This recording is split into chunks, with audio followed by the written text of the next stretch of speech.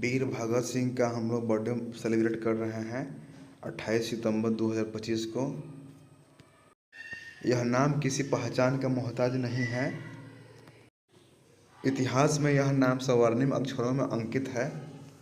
यह नाम हिम्मत और साहस का प्रतीक है।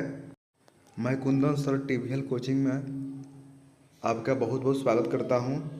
जैसा कि आप लोग जानते हैं, हमारा दो इंस्टीट्यूट चलता है। एक बाजार भिट्टी में टीवीएल कोचिंग के नाम से और एक भाकुरा भिट्टी में फॉर्मेशन क्लासेस के नाम से। फॉर्मेशन क्लासेस में ख़ास तौर पर 11th और 12th पर के लिए 3 टीचर की व्यवस्था है। अलग अलग सब्जेक्ट के लिए अलग अलग टीचर हैं।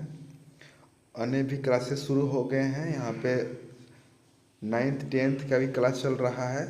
2 सर और रखे गए हैं। दोनों सर मिलकर उनको पढ़ाते हैं। हम भी कभी कभी थोड़ा थोड़ा देख लेते हैं। ये संजय सर हैं, स्पीच दे रहे हैं। ऐसे तो मैंने भी स्पीच दिया था, लेकिन मैं अपना रिकॉर्ड करना ही भूल गया। ये रहे हमारे वीर भगत सिंह, फोटो में दिख रहे हैं। मात्र 24 वर्ष की उम्र में ही इन्होंने फांसी पर हंसते हंसते झूला की तरह झूल लिया था। इनके साथ इनके 2 और भी दोस्त थे, भगत सिंह, राजगुरु और सुखदेव। तीनों जन को एक ही दिन फांसी लगी थी। आज लगभग सभी बच्चे नहीं आए हैं। दशहरा का समय चल रहा है। बहुत सारे बच्चे नवरात्र में फास्टिंग है, इसलिए सही बच्चे नहीं आ पाए हैं। फिर भी कुछ बच्चे हैं, लगभग 70% बच्चे आए हुए हैं। सर स्पीच दे रहे हैं, सभी बच्चे ध्यान से सुन रहे हैं। 12th क्लास के सभी विद्यार्थीगण बैठे हुए हैं। इन लोगों का 2026 में बोर्ड एग्ज़ाम पढ़ने वाला है। हिम्मत और साहस का प्रतीक भगत सिंह का जीवनी सभी लोगों को पढ़ना चाहिए। भगत सिंह से बहुत कुछ सीखने को मिलता है। ये एक लेखक भी थे। इन्होंने एक से बढ़कर एक कई रचनाएं लिखी। उन रचनाओं में बहुत ही कलाकृतियाँ छुपी हुई है। यदि हम उसका अध्ययन करें तो हमारा मानसिक परिवर्तन होगा, हमारा मानसिक रूप से विकास होगा।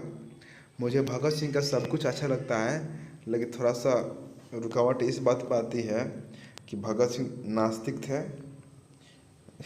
इसीलिए थोड़ा सा दिक्कत होता है। ऐसे बाकी सब कुछ भगत सिंह का बहुत अच्छा लगता है। जलियांवाला बाग हत्याकांड हो गया था, तो उसमें दौड़ते हुए गए। उनको बाद में मालूम चला, तो वहां पे दौड़ते हुए गए और देखे कि वहां पे बहुत सारे लोगों की लाश, लोग गोली खाकर मरे हुए थे। वहीं पे एक कुआं था, उसमें लोग जान बचाने के लिए बहुत सारे लोग उसमें कूद गए थे। उनकी जान चली गई थी। वहीं से उन्होंने एक बंदूक को उठाया और वहीं से उठाकर और अपने घर पर लाया और उसको खेत में ले जाकर बो रहे थे। उनके दादाजी आए और पूछे कि ये क्यों बो रहे हो?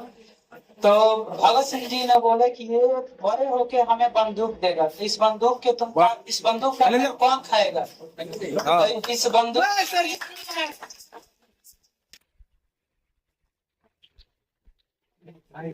बंदूक का फल अंग्रेज खाएंगे। इससे बंदूक से के पेड़ से जो गोलियां निकलेगी, उस गोलियों को अंग्रेज लोग खाएंगे। वे बचपन से ही इतना क्रांतिकारी, इतने विचार, इतने अच्छे विचार के थे, इतने उनके अंदर एकदम लोगों की जो उनमें देखा गया था, यूं ही लोगों को मार दिया जाता था। कुछ भी लोग अंग्रेजों के खिलाफ बोलते थे, कोड़ा कोड़ा से मारकर उन लोगों को खत्म कर दिया जाता था। इन्हीं सभी चीजों से उन्होंने प्रेरित होकर उन्होंने शपथ लिए थे कि जब तक हम इस देश को आजाद नहीं कराएंगे, तब तक हम चैन की नींद नहीं समझे। और वो बचपन से ही इतना सारा क्या थे, क्रांतिकारी थे। उनका एक सबसे अच्छा जो स्लोगन है, नारा है, वो है इनकलाब जिंदाबाद। इस चीज को उनके जो सहयोगी थे, जो उनके मित्र थे, उन लोगों ने सबसे ज्यादा इस चीज को बढ़ावा दिए। और इनकलाब जिंदाबाद का नारा उस समय में बहुत आगे वर्चस्व था। और इनकलाब जिंदाबाद ये एक ऐसा नारा था जो उस समय के जो भी नौजवान थे, उनके अंदर जुनून, लड़ने का जुनून, मर मिटने का जुनून उनके अंदर पैदा कर देता था। उनका एक बहुत ही अच्छा विचार है कि अंग्रेज तो मुझे मार सकते हैं, लेकिन मेरे विचारों को नहीं मार सकते हैं। अंग्रेज मुझे मार सकते हैं लेकिन मेरे विचारों को नहीं वाह मार वाह सकते। वाह वाह। वे मेरे शरीर को कुचल सकते हैं लेकिन मेरी आत्मा को नहीं मार सकते।